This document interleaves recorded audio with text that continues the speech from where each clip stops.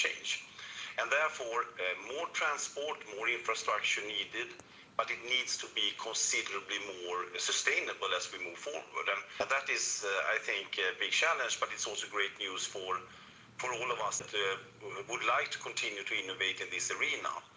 So what we are doing in that is obviously to say, okay, we will participate in the development, and India, Sweden, Volvo, and all our partners in India is a very good example of that. And not at least, I mean, before we come into the green transition, I think we have done great progress together in the area of safety. That is also part of the sustainability journey, for example, for transport and innovation.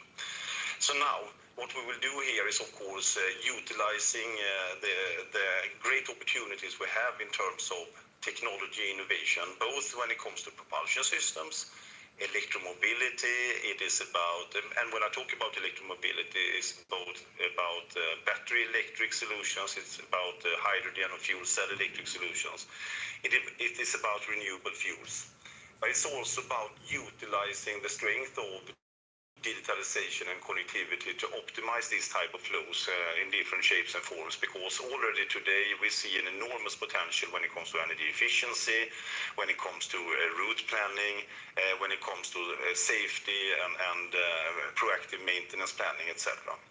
But of course the big step will be when we all coming together as society, business and authorities, not only as OEMs, as big companies like ourselves, but also in the complete ecosystem here, and not at least with our customers and their customers to decide, okay, how do we want to proceed here? And what the good news is that we see very quick development in so to speak, both the deployment of new technologies, but also how we think about the business models around this. I mean, in order to have a very efficient, for example, transport system, it's not only about the equipment that are connected digital and also with the right type of sets of technologies, but it's also about infrastructure, it is about the grid capacities, it is about the green generation of energy.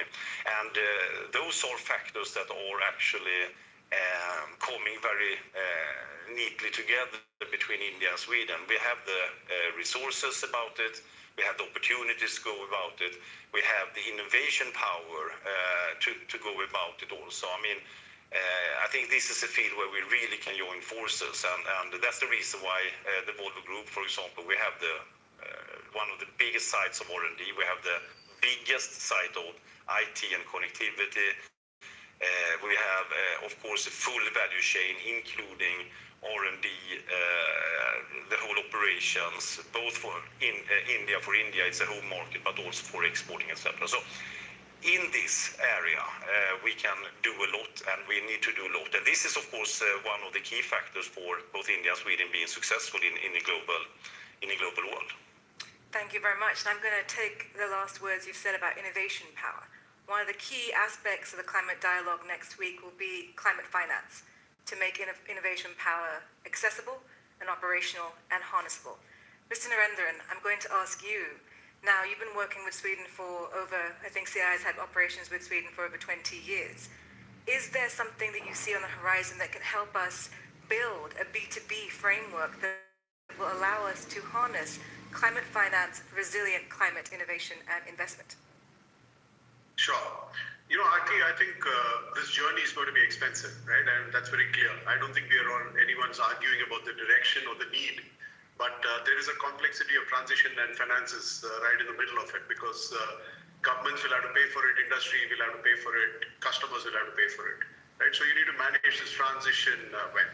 Second thing is the size of the problem from a financing point of view is huge. You know, even if you look at what was discussed in COP15 and COP21 about $100 billion a year coming from the developed world to the developing world, that's now been pushed to 2025, but that's an elephant in the room which has to get discussed and sorted out.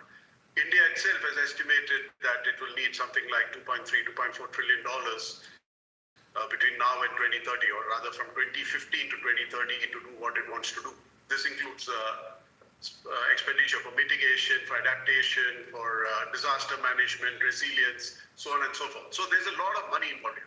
But the good news is there's a lot of innovation happening. And I think the heart of the Indo-Swedish partnership is about innovation and technology, and how can we leverage innovation and technology and work the ecosystem to get the funding for it, get the financing for it. There's a lot of capital out there in the world.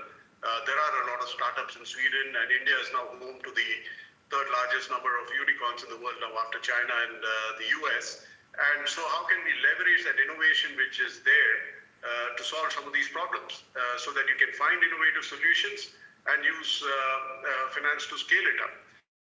So I think that's where the Indo-Swedish partnership can work together. And there are specific areas we need to work on.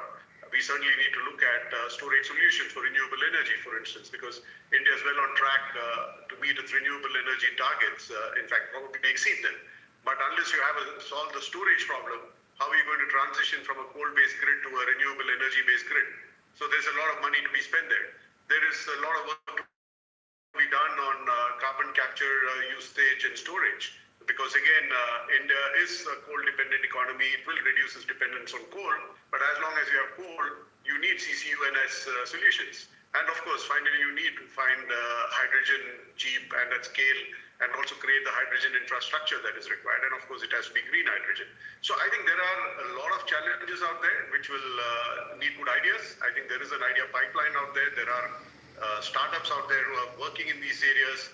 We need to marry those ideas and opportunities with the financing that is available so that we can make. I think that